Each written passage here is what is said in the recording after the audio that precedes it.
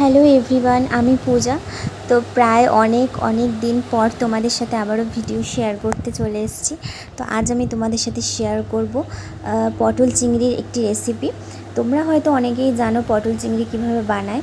তো আমি কিভাবে পটল চিংড়িটা বানাই সেটাই তোমাদের সাথে আজকে শেয়ার করতে চলে এসেছি। প্রথমে আমি এই সর্ষের তেলে ভালো করে চিংড়ি মাছগুলো কিন্তু ভেজে নিচ্ছি। তোমরা রিফাইন তেলও করতে পারো, যারা রিফাইন তেল খাও রিফাইন তেলেও রান্নাটা করতে পারো, তবে আমি সর্ষের তেল খাই তো ওই জন্য সর্ষের তেলে রান্নাটা করছি। তো তারপরে সেই একই তেলের মধ্যে আমি পটলটা ভালো করে ভেজে নিচ্ছি নুন হলুদ দিয়ে। আর এই সেম প্রসেসে কিন্তু এঁচড় দিয়েও করা যায়, তবে আমি পটলটা দিয়ে এঁচড় দিয়ে খাওয়া হয়ে গেছে, তোমাদের সাথে ভিডিও শেয়ার করেছি। তো তাই জন্য আজকে আমি পটলটা দিয়ে করছি।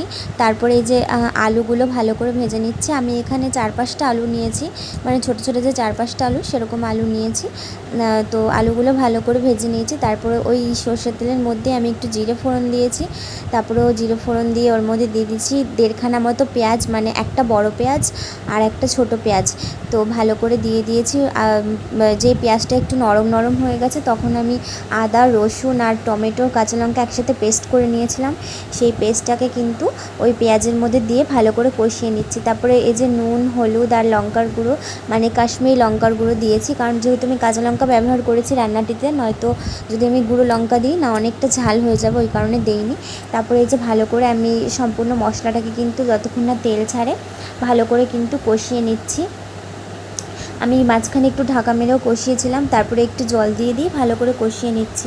তারপরে যে আলুটা আর চিংড়ি মাছটা আগে দিয়ে দিয়েছি, কারণ আলুটা আর একটু সেদ্ধ হবে ওই কারণে, আর চিংড়ি মাছটা দিয়েছি একটু নুন মশলা এগুলো ঢোকে সেই কারণে দিয়েছি। তারপরে এই যে দেখো কত সুন্দর তেল ছেড়ে গিয়েছে। তারপরে এই যে পটলটা যেহেতু পুরোপুরি সেদ্ধই ছিল, মানে সেদ্ধ হয়ে গিয়েছিলো ভাজার সময়, তো তার জন্য পটলটা পরে দিয়েছি। তারপরে এই যে ফুটে গেছে কিন্তু, দিয়ে একটু চিনি দিয়ে দিয়েছি, জল দিয়ে দিয়েছিলাম আমি। তারপরে ফুটে যাওয়ার পর আমি চিনি দিয়ে দিয়েছি, আর এখানে ঘরে বানানো আমার গরম মশলা সেটা দিয়েছি। এই গরম মশলার ভীষণ টেস্ট, আর রান্নাটা যা হয়েছিল না মানে দারুণ। তারপরে যে খেতেও বসে পড়েছি, আর কালারটা দেখে তো বুঝতেই পারছো।